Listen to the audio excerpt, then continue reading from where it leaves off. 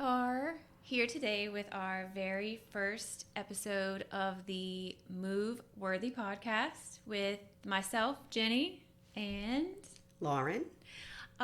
We are going to bring new information and stories to you every Monday at 10 a.m. In the hopes to entertain and educate. So, today we will be talking about buyer agency, as everyone knows it as buyer agency.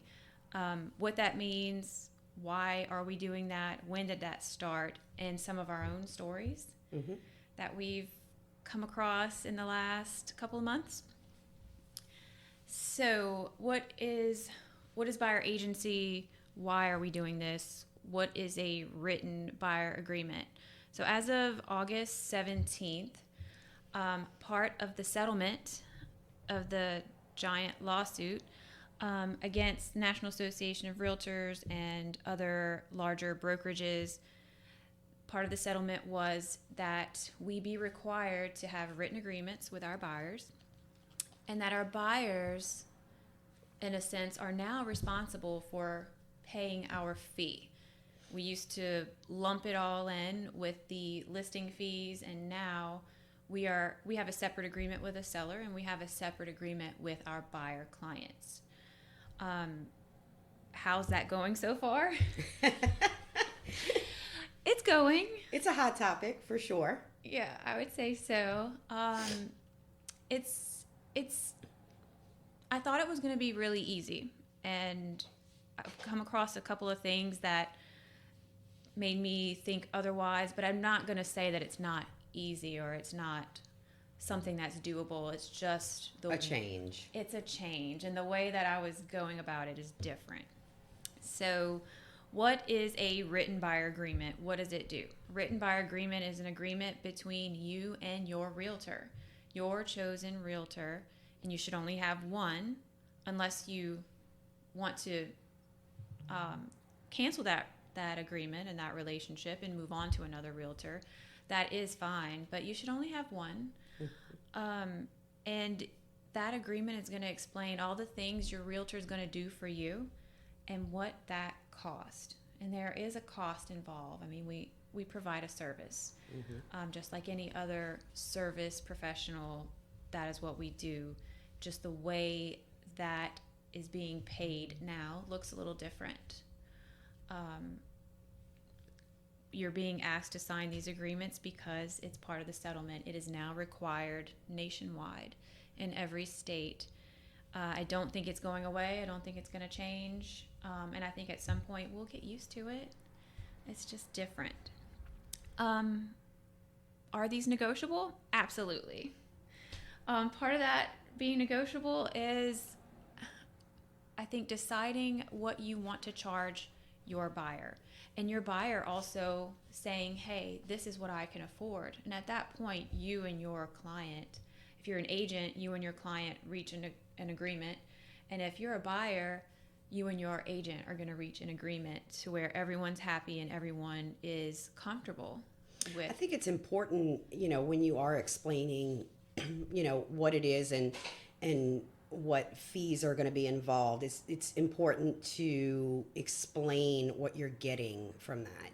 Explain what the alternative is for a buyer and a buyer's agent. This is so new.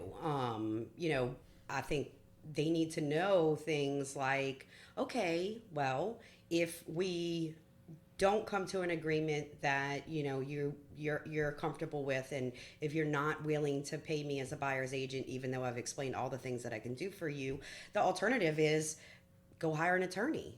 I mean, do people really want to pay an attorney to do the types of things that we do?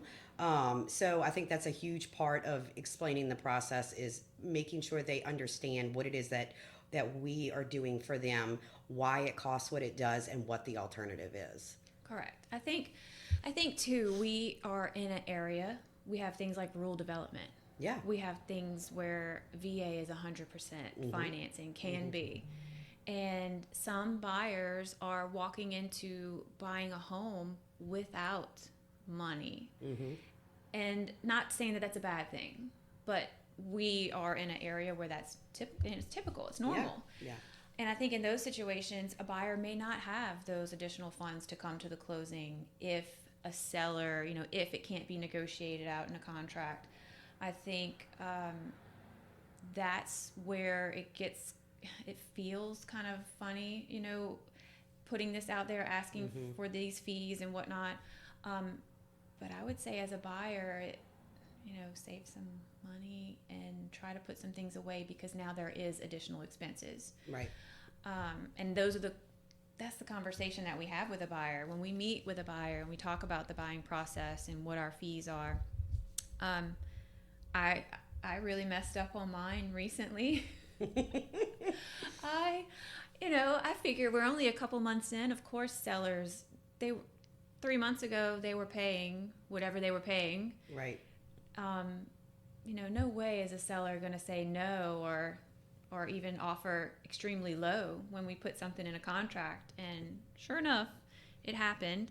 Caught me by surprise, for sure. But I was looking at it wrong. And I explained it.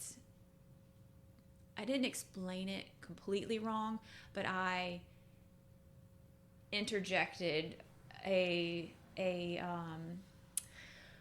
what's the word I'm looking for? I said that I was willing to accept whatever a seller was willing to give, with the assumption that no way are they really going to push the brakes. And some sellers have. Yeah. Although we heard at a CE or a meeting the other day in town that sellers have been giving. I guess it's going to be location, like, is it good? Which is why it's going to be important to cover yourself from the beginning. Sell yourself. Sell what it is that you're offering. That way, if it doesn't fall like that, you're not settling for pennies. Yeah. And look, and my client, we started looking for houses before this happened, before this change went into play. Yeah. And I probably should have explained it wrong. Better. Sorry. I probably should have explained it better and not in the wrong way.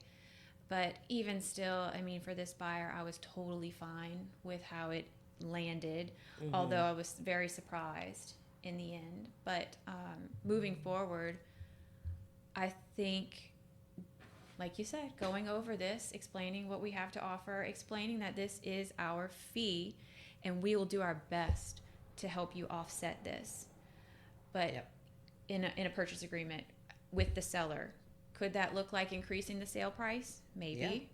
Could that look like taking a little bit from actual closing cost and putting towards buyer agency fees? Yes. But in the end, it's all closing costs. Yes. It's all now a cost to the buyer. Right. So maybe your seller's credit won't be as full as you would like it to be.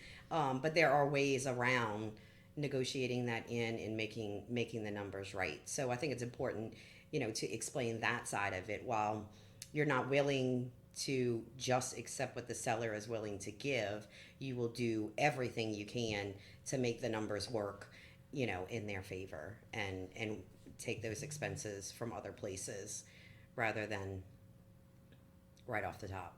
Right. But ultimately, at the end of the day, it's their cost. Yeah, at the end of the day, it is the buyer cost. It is. It's part of their closing costs now. It should be talked about before making an offer. Yep. This is the amount of money that you are going to either want to try to offset or not offset. Right. We've heard stories of buyer agents saying their buyers don't want to put it in the contract because they'd rather get a lower sale price. Yep. So there's that. We're going to have all sorts of buyers. Cash buyers may look different than financed buyers, and buyers who are going 100% financing with little to no money saved. That could look different too. And I guess it all depends on, it's going to be situational. It all depends on that buyer. It depends on what they're willing to pay. It depends on what we're willing to do, and all those things can be negotiable. And when it comes to this agreement, when is this something that you're supposed to be presenting to your buyers? Most people don't realize these need to be presented prior to going to a showing. You can do your due diligence. You can, research properties. You can pull comps in the area. You can do your due diligence as far as that's concerned. But the second you meet with a buyer, these agreements have to be signed. The second that you show the first property, Before walking through the door. before walking through the door. Before scheduling an appointment. Yeah. I mean, And I don't think a lot of agents realize that too. But honestly, I feel like if you do tackle that conversation before meeting them in person, it honestly is a softer blow. yeah. Because at the end of the day, that buyer wants to get to the house and see that property. So if you have that conversation, whether it be an informational package that you send your buyer or a phone call or whatever it may be, it does soften the blow a little bit. Yeah. Because yeah. they're keeping their eye on the prize. I had a client who was in the New Orleans area, a client I've been having for years, was in the New Orleans area, wanted to see a property that was where she was at that moment, and there was an agent there, and they went and took a look. As soon as actually, they didn't even walk through the door. The agent stopped them at the door and had them sign a document. And she had no idea what she signed. And this is going to become a big thing for buyers. Buyers need to be educated on this because they don't know what they're signing, and you don't know if another agent is getting your client to sign one of these. And Zillow plays a part in this. Oh my gosh. Because it wasn't even big the listing time. agent. No, it wasn't even You the would listing expect agent. the It was a listing- Zillow lead. It was a lead. Mhm. And Yes. But good on that agent. The way she handled it Yeah, was amazing. so the way she ended up handling it was awesome. Kudos to her. She, my client called me. She's like, I think I messed up. I signed this form. I don't know what it is. And she's like, what do I do? I'm like, well, you're going to have to send it to me. Let me read it. So I read it. And actually, I was quite impressed. What the document ended up being was a touring guide, not a buyer agreement. And basically, it broke it down to where if you are one of those agents that does these types of leads and it's not an existing client or somebody you've been working with for a while, this could be really helpful. It's basically an agreement for a certain amount of days or for a specific property, stating that you agreed to be their touring agent, and if the buyer decides that they want to purchase this house, then you enter into a buyer agreement. It does discuss terms, so the buyer is acknowledging your terms. However, it is stating that, for this particular property or for this amount of days, you would be exclusive to that agent. So I ended up contacting the agent and was like, my client had no idea what they were signing. She was super, super helpful. She was like, absolutely, we'll go ahead and get this canceled. I understand, so many people really don't even understand what these forms are about or what they say, what they're really agreeing to. But the point of it, I mean, at the end of the day, the buyers want to see a property. Right. So, they are doing what they have to do to get what they want, which is what they most want. people do. Yes. What they've done in the So- past. So, I mean, I highly recommend agents that are working with buyers or have past buyer clients, reach out to them now, even if they're not shopping, and just say, hey, this is the new thing. This is what we're working with now. This is a new law. Let me tell you a little bit about it. That way they're not caught off guard. Yeah, educating them now. Educate them now. Especially our repeat clients. Our investor clients. Absolutely. If they haven't bought prior or post August 17th, have that conversation, make sure they understand. I'm going to look at some houses in Baton Rouge on Monday, Mm-hmm. and she said, should I call the agent there and would they show it to me, or should I have you? I said, no. I said, if it's a model home, because she's looking at some new construction, I said, absolutely, walk into those model homes. That's okay. Or an open house. Or an open house is fine. I said, but if you want to go see properties, resale properties that are listed, I was like, let's pick a day, and you and I are going to go. Because, no, in the past, yes, and that's kind of how we've lost clients in the past. So in a way, I think this law, the new written buyer agreements, the buyer agency, is a good thing. Mm-hmm. It establishes that relationship Yes. on paper, just as we would list a house. We're listing buyers. Mm-hmm. So I think I think it's good. It's going to take some time. And I think some agents don't really realize for things like that, like the open houses and stuff like that. Um, that is not a time that it's going to be required for you to have a buyer sign a forms. Listing Correct. agents are not required to sign any type of form. You're not. What's the word? That it's not a due diligence. It's a It's your fiduciary fiduciary responsibility. Yeah, ministerial act. Ministerial That's what it act. is to be Yeah. hosting an open house. So, Yeah. just because you're a listing agent and you're hosting an open house, you should not be forcing or asking any buyers that walk through the door to sign these documents. No, You're not absolutely doing not. anything wrong by not Correct. getting that sign. Now, if you do end up running comps in the area, or They want to see the house down the or street. they want to, yes, or they want to see the house down the street, yes, at that point you would want to get into a buyer agency agreement. Yes.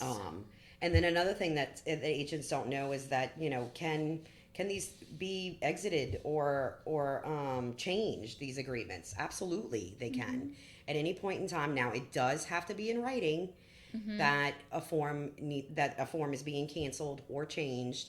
But yes, you absolutely can. Just because you write 30 days or 60 days 180 days. or 180 days on a buyer agency agreement does not mean that you cannot cancel or exit that agreement. Same as a listing agreement. Yeah. I mean, if a client is not happy with your services, they don't feel like they're getting what they need, and they want to go somewhere else, they need to do it in writing as if they were listing a property. They need to let you know this is not, you can't have multiple agreements with multiple agents out there. Right. But if you're not happy with the services and you want to work with someone new, you can absolutely cancel that agreement. Now, what if you saw a house with that agent and that's the house you want to write an offer on? Then that could pose a problem for sure. And I would recommend you really kind of have a heart-to-heart with your agent. If you're really unhappy but you want to write an offer on that property, I mean, that's going to be a little tough conversation. Yep. But in the end, what did you offer to that agent if they decided to write on that house? So the agent that did sign a buyer agency agreement with my client, I did offer her a referral fee and just said, look, they really didn't know what they were signing. I am happy to compensate you for your time. Yes. We'll work out a referral fee if they end up writing on this house. But at the end of the day, you as a buyer agent or as the listing agent, y'all need to come up with an agreement in writing as to how you're going to handle that moving forward. I think that's the most important thing, is to have everything documented. Everybody needs to understand what is going on in all parties. I don't even know if it's in the agreement. I mean, we're using the 2-page basic buyer agreement. So I think it is in there. If an agreement or if a contract's written on a property that you showed that buyer after the termination of this agreement, or however it reads, there should be some sort of referral fee to that buyer agent who showed the property. And maybe that's a conversation that we have when our clients exit an agreement. That's a conversation we have when we're writing it. Hey, if you decide that you don't want to work with me anymore and you write a offer on 123 Main Street, just know that you or your agent is going to be responsible for sending a referral fee. Yeah. I mean, it just has to be. It just, in that sense, what are these agreements for if we can't use them for what they're meant for? Right. And that's to establish buyer agency, to establish what our fees are, and then to essentially be paid in the end. Yeah. And another thing that came up is, how are the buyers paying? If a buyer is either paying their own fee or if they are paying the difference from what a seller's offering, it's going to be in the amount that you bring to closing. Yep. So whenever you go to close and the title company calls and says, this is the amount of the check you need to bring for your closing costs, your down payment, the buyer fees are going to be included in there. It's not going to be a check on the side. It's not going to be anything like that. Which can be useful for buyers that may be buying and selling on the same day. Buyers that plan to make a sum of money off of a sale. If you're closing it with the same title company, it still is not coming out of your bank account. It's going to be coming out out of that That- profit on that sale. Right. So yeah, I think it's important that buyers do know that. Do you know that? Yeah. And even investors, it's a write-off. Yeah, Your buyer fee, your listing fee. Yes. If you're an investor and this is a business for you, absolutely. it's a write-off. Yep. So I think that's something else to think about too when you are either wanting to offset that fee in the contract, or if you're going to say, you know what, I'm going to pay it, Right. and then I'm going to write it off in my taxes Absolutely. later. So then there's that. It's a nice expense. Yeah, it could be. Depends on the sale price. All right. Well, we are just at about 20 minutes here wow. talking Okay. about buyer agency. That was successful. I think so. Hot topic for our first podcast. Hot topic, and it's new. It's new to us. It's new to buyers. I think we'll get through it fine. It'll take a little bit of time, and understanding how it works on both sides Yeah. as an agent, Yeah. and as a client, as a buyer, I think is important. So, this is episode 1. So we will be back on Mondays at 10 a.m. We'll have a brand new topic. If we get some feedback on this one, we can do a continuation of buyer agency. If we get some feedback from agents or clients, buyers, and even sellers. It's not just about buyers. Absolutely. It includes sellers too. So we can definitely do a continuation of this. But otherwise, we'll have a new topic, fresh and ready to roll on the following Monday. So again, we are the Move Worthy podcast with Jenny Lendle and Lauren Jones. And together we have the experience to move you forward.